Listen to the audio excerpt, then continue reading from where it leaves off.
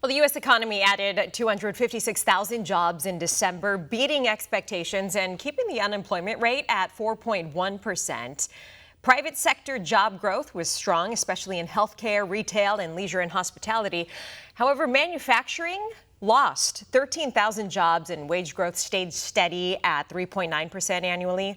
David Stryzewski, CEO of Sound Planning Group, joins me now. David, good to see you. So what factors are driving the stronger than expected job growth in certain sectors like healthcare, retail, while others like manufacturing are losing jobs? Well, this is just a part of the economy right now and sort of where we are. As far as healthcare goes, it seems like there's a lot of people that deferred getting some healthcare done during COVID. And then there just also seems to be just a lot of extra stuff that's going on right now. I mean, I personally dealt with a respiratory thing for a couple of months. So I think a lot of people today are in that job hunt and finding opportunities in some of those spaces like healthcare because of an aging society, et cetera. Okay. But I think that we are going to get back to those manufacturing jobs here as the Tax Cuts and Jobs Act 2.0 is implemented, et cetera. Yeah. And I think that we're going to see our economy reshape. Good. As we're going forward. We'll talk more about that in a moment. But I was reading your notes. Sure. You mentioned the market selling off despite strong job numbers. What's going on?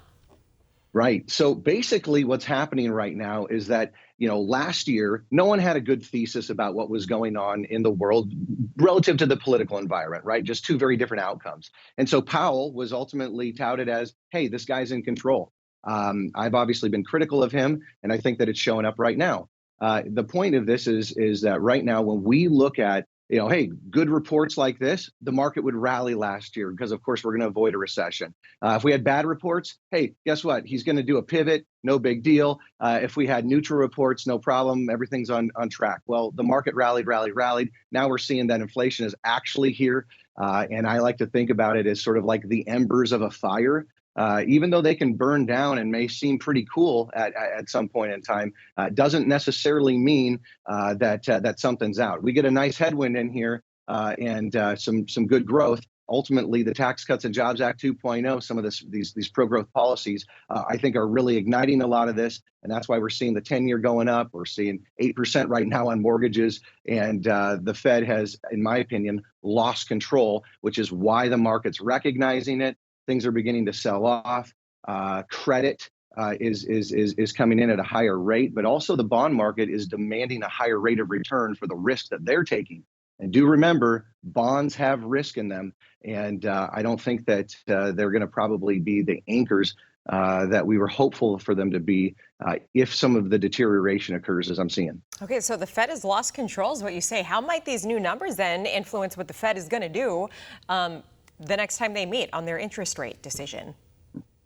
Well, this is the thing. So, last year, they were spiking the ball saying, hey, you know what, 6 cuts, inflation's done. Now inflation's definitely here, even though just 3 months ago and 1% in cuts ago, they didn't have it right. So what's going to happen? Well, they're talking about raising rates again. This is what I would refer to as the Arthur Burns mistake that happened and led to the great inflation that we saw in the 70s and 80s. And so it's going to take a Paul Volcker. And let's just be clear, that is not Jerome Powell. He is not someone that's going to raise the Fed funds rate up to 20%, which is what it took to actually stomp out the inflation of what was going on. And so I don't think that we've done it. And so I think it's going to continue to rise.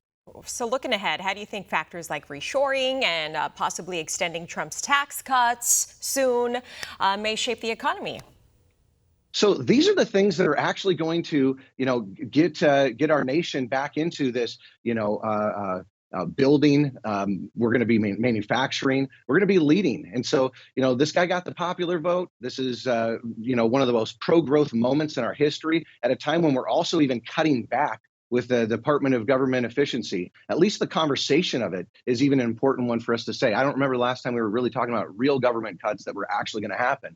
So I'm excited about, what we can do and how we can address some of these material challenges that I think that we've been seeing come up in employment. We've been seeing come up in these things until this election was actually known. And then now we're seeing some of this, this growth as everyone's expecting, new capital deployment, new dollars into the market right now as we've got new direction and potentially lower regulation. Right. Smart insight, David Stryzewski, CEO of Sound Planning Group. Thank you again for your time, and I'll see you next week in D.C. Yes, ma'am. Look forward to seeing you there. Take care. See you then. For all our viewers asking where One America News is heading in the future, we would like to introduce you to OAN Live. OAN Live is the best way to stay up to date on all of the hard-hitting, straight-shooting, national and international headlines. And the best part is, OAN Live is only $4.99 per month. All the credible, honest, unbiased reporting One America News offers at a fraction of the cost of cable. Just go to OANN.com to easily sign up for OAN Live and stay informed.